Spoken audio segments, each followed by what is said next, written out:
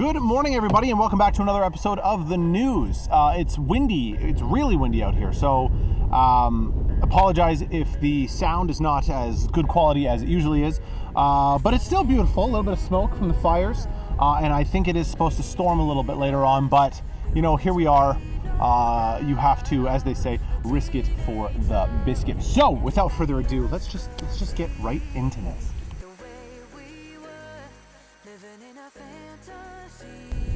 The Goodwood Festival of Speed is currently happening right now in England. They are a couple hours ahead, 7 or 8 in fact, which means that this morning, first thing this morning, I woke up and I checked the news, the Ford news, the world of Ford, to see what's going on, and it looks like they have revealed this.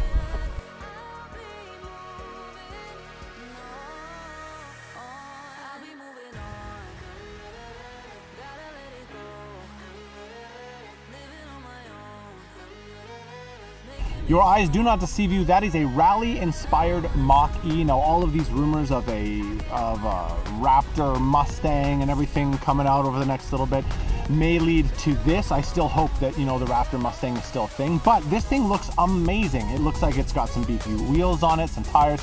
It looks like it is very much meant to go off-road. The most important thing about this Mach E Rally is that it is not just a concept or a one-off that Ford is known for doing recently. They have just announced that you can buy it.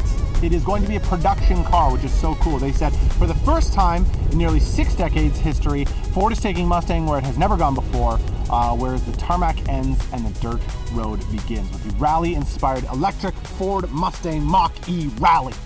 You will be able to buy it at the end of 2024, which I think is super cool that they're actually making it a production car and not just some one-off, like, you know, proof of concept. Here, look at this type vehicle. So let us know what you think. That's really, really cool. This is really cool news. The Puma, the Ford Puma, which is really only available in the UK or probably everywhere else but here, has been caught testing in Michigan, which means it might be making its way over to the States and Canada, which would be pretty cool because it's a pretty funky looking vehicle. Check this thing out.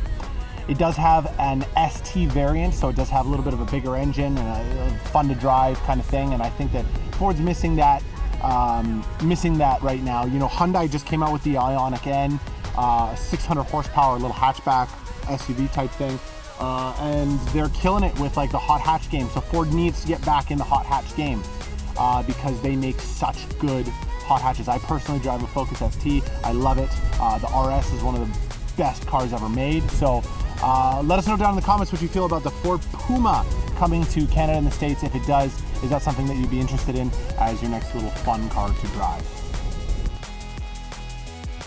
Honda has decided to come out with something to compete against the Mach E called the Prologue. I'm not a huge fan of it, but Honda is a fairly good company. So take a look at it, let us know what you think. Whatever. Moving on, last but not least, it looks like the F150 is going to get a facelift for the 2024 model year. It looks kind of neat. It looks like there's going to be a new Tremor front end, a new XLT, new Lariat front end. So let us know what you think down in the comments. Let us know what you think about that Mach E. I think it's going to be pretty fun to drive. Again, I have a very fantastical view of EVs. I drive them for, you know, an hour to 2 hours at a time, and then I just, you have it now, plug it in, whatever. I don't have to, I drive home in my car that has an internal combustion engine. Thank you so much for watching. Remember to like and subscribe. There's over 3,000 of you now. Holy crap. Thank you so much for watching, and we will absolutely see you next